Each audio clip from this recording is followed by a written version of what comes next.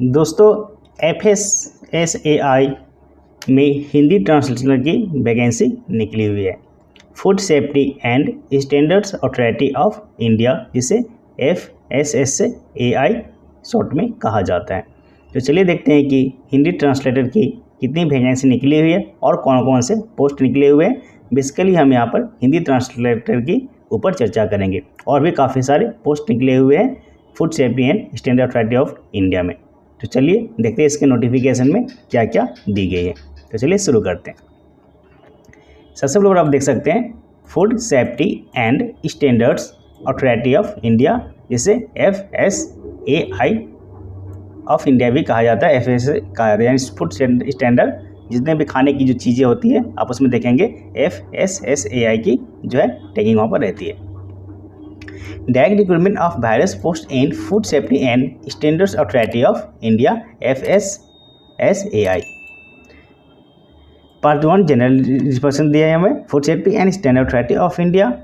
Here in after in reference to as authority is a statutory body under ministry of health and family welfare के अंदर में रहती। चलिए इनके बारे में direct recruitment basis from the dynamic and motivated candidates looking for extending a career opportunity in food regulatory system में।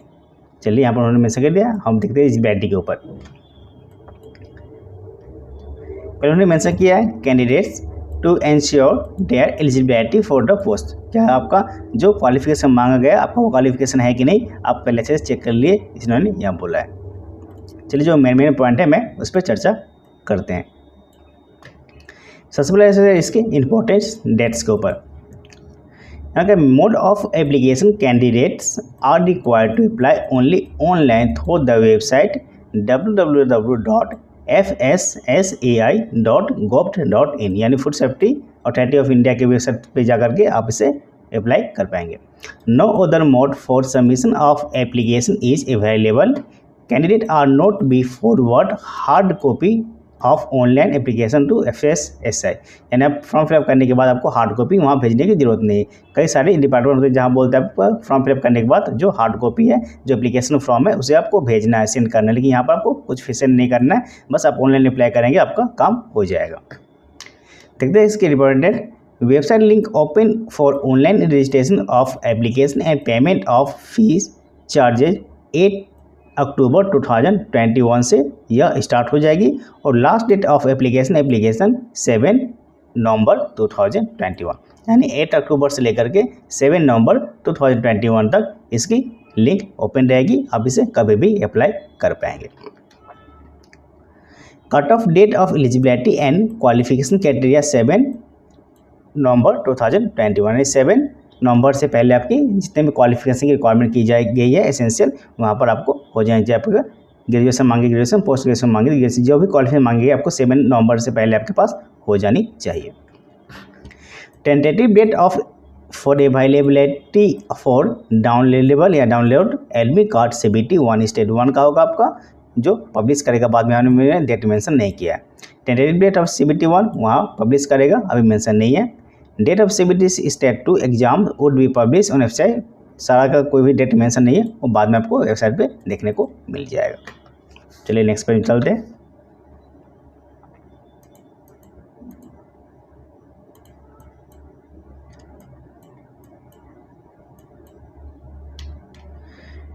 यह उन्होंने कहा है हेल्प फैसिलिटी। अगर किसी कारण आपका कोई प्रॉब्लम हो रहा है तो आप उससे हेल्प ले सकते हैं। In case of any problem in filling up the form, payment of fee, intimation charges और in downloading of admit card, query में भी मेड थ्रू ईमेल आप कर सकते हैं FSSAI हेल्प डेस्क 2021@gmail.com पे आप मेल कर सकते हैं, कोई भी प्रॉब्लम हो रही है तो। Do not forget to mention FSSAI DR post applied for the subject to the email. Email में आपको कोई पोस्ट यहाँ पर जो एप्लीकेशन है आपको फॉरवर्ड नहीं करना, बस आपका हेल्प के लिए यहाँ पर दिया गया है कि कोई कारण हो रहा है आपका फॉर्म फिलअप करने में तो आप उससे हेल्प ले सकते हैं। Details of post. The post being advertised along with the limit and category wise vacancies are as tabulated below, यहाँ नीचे दिया गया है। The number of vacancies so for each post may increase decrease as decided by the competent authority The same will be published the FSSAI website. क्या बोला है, यहाँ पर पोस्ट को कम या ज़्यादा करने का जो अथॉरिटी है वो FSSAI का रहेगा, इस पर आप कुछ बोल नहीं सकते।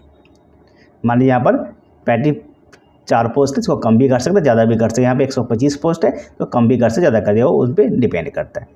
चलिए, लेकिन इतना अभी फ़िलहाल है। आगे चलते हैं पोस्ट के बारे में। यहाँ पोस्ट कोड है, नेम ऑफ द पोस्ट है, कैटेगरी है, लेवल पोस्ट है, एज लिमिट है और नंबर ऑफ पोस्ट है।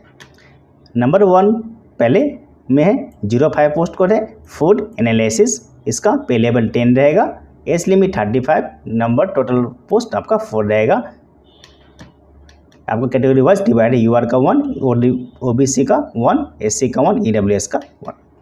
दूसरे नंबर पे है टेक्निकल ऑफिसर, इसका पे लेवल 7, 30, एज लिमिट रहेगा, 121 वैकेंसी। हाँ, ये इसका थोड़ा ज़्यादा है, टेक्निकल ऑफिसर का वैकेंसी 125, काफ़ी ज़्यादा वैकेंसी यहाँ पर। इसमें अनरिजर्व की 50, OBC की 33, SC की 19, ST की 10, EWS की 13। तीसरे नंबर पर है सेंट्रल फूड सेफ्टी ऑफिसर, इसका पे लेवल 7, एज लिमिट 30। ये एज लिमिट आपका जनरल और अनरिजर्व के लिए, अनरिजर्व और OBC के लिए है और EWS के लिए, बाकी SC ST का आपका रिलेक्शन मिलेगा। टोटल पोस्ट है यहाँ पर 37 है, अनरिजर्व की 14, OBC नॉन क्रीमी की 10, SC की 6, ST की 3 एंड EWS की 4। अगला पोस्ट है असिस्टेंट मैनेजर, इसमें पे लेवल 7, एज लिमिट 30, 4 पोस्ट है, अनरिजर्व की 2, OBC की 1 एंड SC की 1। अगला पोस्ट है असिस्टेंट मैनेजर मास कम्युनिकेशन का, इसका पे लेवल 7, 30 एज लिमिट, 2 पोस्ट है, अनरिजर्व की 1, OBC की 1। चलिए आगे चलते हैं। अगला पोस्ट है असिस्टेंट का 6 पे लेवल, 30 एज लिमिट, 33 पोस्ट यहाँ असिस्टेंट में भी देखने को मिल रही है, यहाँ भी आप अप्लाई कर सकते हैं। अनरिजर्व की 30, OBC की 9, SC की 6, ST की 2, EWS की 3। अब आ गया हमारा हिंदी ऑफिसर, यह हमारा हिंदी ऑफिसर है या हिंदी ट्रांसलेटर भी बोल सकते हैं, वहाँ दोनों काम करना पड़ता है आपको, हिंदी ट्रांसलेटर। इसका पे लेवल 6 है, 6 पे लेवल आप देखेंगे, आप SSC GST अगर अप्लाई करें तो वहाँ भी पे लेवल 6 होता है। एज लिमिट 30 ईयर्स रखी गई है, अनरिजर्व और OBC के लिए, EWS के लिए, और SC ST है तो आपको वहाँ पर रिजर्व मिलेगा। लेकिन यहाँ पोस्ट जो है अनरिजर्व के लिए ही है, एक ही पोस्ट है लेकिन अनरिजर्व के लिए है, तो पोस्ट यहाँ थोड़ा सा ज़्यादा होना चाहिए, लेकिन हिंदी ट्रांसलेटर के लिए आपका एक ही पोस्ट यहाँ पर देखने को मिल रहा है। तो एक पोस्ट में क्या करते हैं, काफ़ी सारे लोग अप्लाई नहीं करते हैं, तो आप इसे अप्लाई करके कर सकते हैं, क्योंकि एक पोस्ट देख करके काफ़ी सारे लोग अप्लाई नहीं करते और वहाँ पर जो अप्लाई करते हैं उनका हो जाता है। चलिए चलते हैं, ये भी कर सकते हैं, आपका असिस्टेंट जो असिस्टेंट है उसमें भी कर सकते हैं। अगला पोस्ट है पर्सनल असिस्टेंट, 6 पे लेवल, 30 एज, 19 पोस्ट है, अनरिजर्व की 10, OBC की 4, SC की 2, ST की 2, EWS की 1। इसका अगला पोस्ट है IT असिस्टेंट, इसका भी 3 पोस्ट है, जूनियर असिस्टेंट ग्रेड, इसका भी 3 पोस्ट है। तो मेन है हमारा हिंदी ट्रांसलेटर के ऊपर, यहाँ पे आपको एक ही पोस्ट देखने को मिल रहे हैं। टोटल पोस्ट 233 है सारे पोस्ट को मिला करके। अब चलते आगे, यहाँ पर कैटेगरी वाइज जो रिएक्शन मिलता है एज का वो आपको बोला है। यहाँ पे एक चीज़ थोड़ा सा ध्यान देने की बात है कि फ़ीस यहाँ पे काफ़ी ज़्यादा है, पता नहीं इतना फ़ीस क्यों ले रहे हैं, फ़ीस कम होने से अच्छा था। एप्लीकेशन फ़ीस की बात करें तो जनरल OBC के लिए आपको 1000 application fees plus intimation charge यानी टोटल 1500 आपको पे करने होंगे, और EWS SC ST और EWS के लिए आपको 500 ही पे करने होंगे। यहाँ पे EWS को SC ST मिला दिया, पता नहीं, चलिए 500, तो आपको फीस देख रहे हैं यहाँ पे काफ़ी ज़्यादा है, 1500 एंड 500 पे करने होंगे। आगे चलते हैं, इसका एलिजिबिलिटी के ऊपर है, नेशनलिटी आपका इंडियन होना चाहिए, सभी तो इंडियन है ही, तो इसमें कोई बात नहीं है। आगे चलते हैं,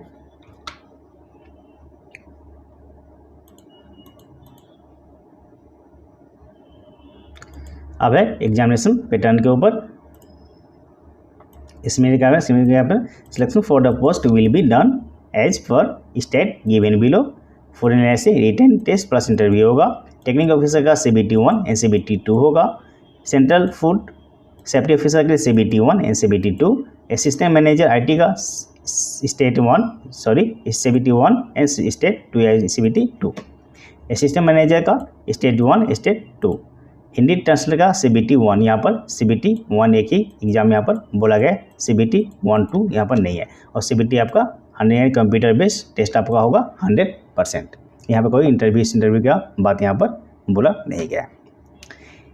असिस्टेंट का भी CBT होगा, पर्सनल असिस्टेंट का भी CBT हो plus proficiency in short hand typing होगा। IT असिस्टेंट का CBT, जूनियर असिस्टेंट का CBT,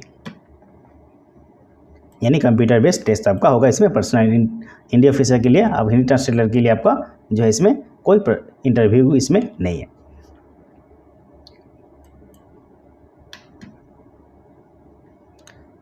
इसके बारे में शॉर्टलिस्ट कैंडिडेट CBT 1 जाएगा। Shortlist candidate for interview candidate 1 भी शॉर्टलिस्ट से call for interview by post.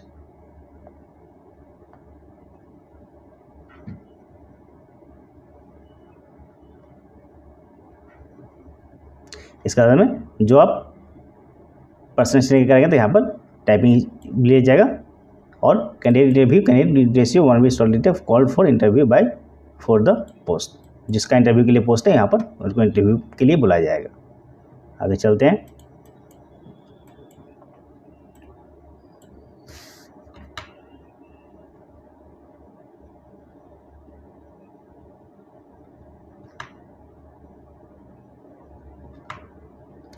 जो मिनिमम पॉइंट है मैं आपको वही बताऊंगा, बाकी एज रिलेक्शन है वो आपको पता ही है, SC ST का सारा मिलता है। अब देखते हैं क्वालिफिकेशन के ऊपर। सबसे पहले क्वालिफिकेशन है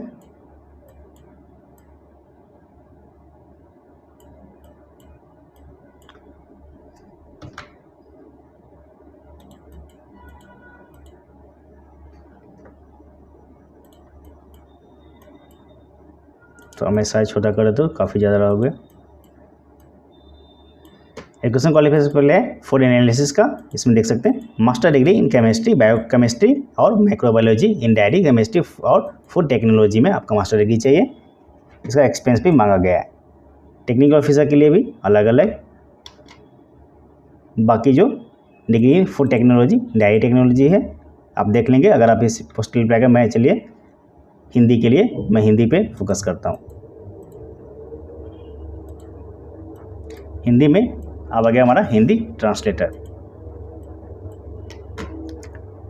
एजुकेशन एंड अदर क्वालिफिकेशन बात करें, master degree from a recognised university in Hindi with English as a compulsory और इलेक्टिव, अगर कंपलसरी तो भी, इलेक्टिव है तो भी, सभी as medium examination degree level.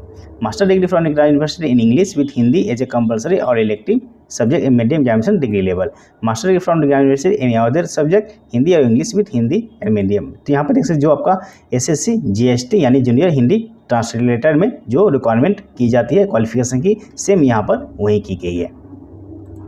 And आपका डिप्लोमा चाहिए PGDT का, मैंने PGDT के ऊपर पहले ही वीडियो बना दिया है, आप वो जाकर जरूर देख लीजिए। Post graduate diploma in translator, अगर आप ट्रांसलेटर या हिंदी ऑफिसर के फील्ड में जाना चाहते हैं तो आपको वह डिप्लोमा की रिक्वायरमेंट की जाती है PGDT की। आप PGDT जरूर कर लो, 1 ईयर की डिप्लोमा है, आप इग्नू से कर सकते हैं। रिकॉग्नाइज्ड डिप्लोमा और certificate course in translator from Hindi to English and vice versa, और या अथवा है 2 ईयर्स एक्सपीरियंस। आपके पास डिप्लोमा होना चाहिए तो डिप्लोमा है, नहीं तो आपको 2 ईयर्स का एक्सपीरियंस होना चाहिए। तो आपका मास्टर डिग्री हिंदी इंग्लिश में होना चाहिए और आपके पास वह PGDT का डिप्लोमा होना चाहिए, तभी इस पोस्ट के लिए अप्लाई कर पाएंगे। यहाँ एक्सपीरियंस नहीं मांगा गया, यह एक अच्छी बात है। इसके बाद है पर्सनल असिस्टेंट का भी है, bachelor degree from university institute with proficiency in short hand 30 word 40 word पर मिनट इन भी कंप्यूटर लिटरेचर MS वर्ड आपका चाहिए। इसमें डिजेबल क्वालिफिकेशन सर्टिफिकेट आप ये भी पोस्ट के लिए अप्लाई कर सकते हैं। अगर कोई चाहे कि उनको लगता है कि एक पोस्ट में मुझसे नहीं होगा तो आप इस पोस्ट के लिए अप्लाई भी कर सकते हैं। यहाँ पर ग्रेजुएशन मांगा गया, सिंपल ग्रेजुएशन, इसका पोस्ट भी ज़्यादा है। पर्सनल असिस्टेंट है, बैचलर डिग्री आपके पास होना चाहिए और आपका कंप्यूटर नॉलेज होना चाहिए, तो आप इस पोस्ट के लिए अप्लाई कर पाएंगे। चलिए आगे चलते हैं। असिस्टेंट मैनेजर है, BTech MTech चाहिए।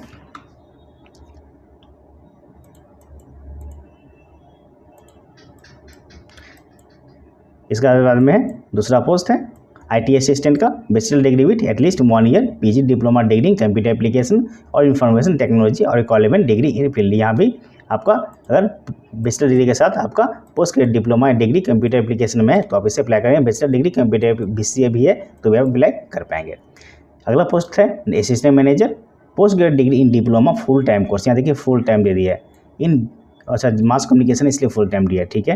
Post graduate degree in diploma social work, psychology, labour and social welfare from recognised university कोई भी है तो bachelor degree in library science है या लाइब्रेरी इंफॉर्मेशन साइंस है तो भी अप्लाई कर पाएंगे। चलिए यहाँ में 3-4 पोस्ट है, आप कोई भी पोस्ट है आपके पास तो आप अप्लाई कर पाएंगे, कोई भी डिग्री है तो। चलिए इसका 2 ईयर्स का आपका एक्सपीरियंस मांगा गया अगर आप लाइब्रेरी साइंस से है तो।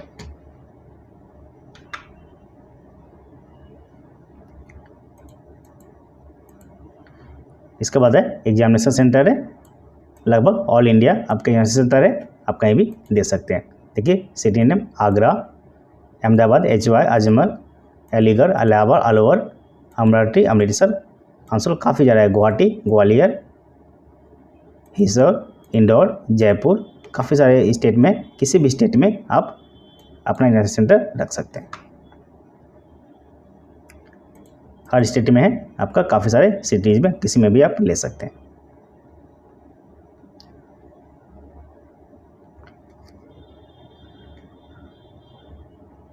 चलिए अब इतना ही था मेन फोकस, और बाकी जो है जनरल इंस्ट्रक्शन है, किस प्रकार से आपका फोटो होना चाहिए, किस प्रकार से होना चाहिए, आपका कास्ट सर्टिफिकेट किस प्रकार से फॉर्मेट होना चाहिए, वही सब है। तो वह तो अब हमें ज़रूरत नहीं है। चलिए हम फिर से फर्स्ट पेज पे आ जाते हैं।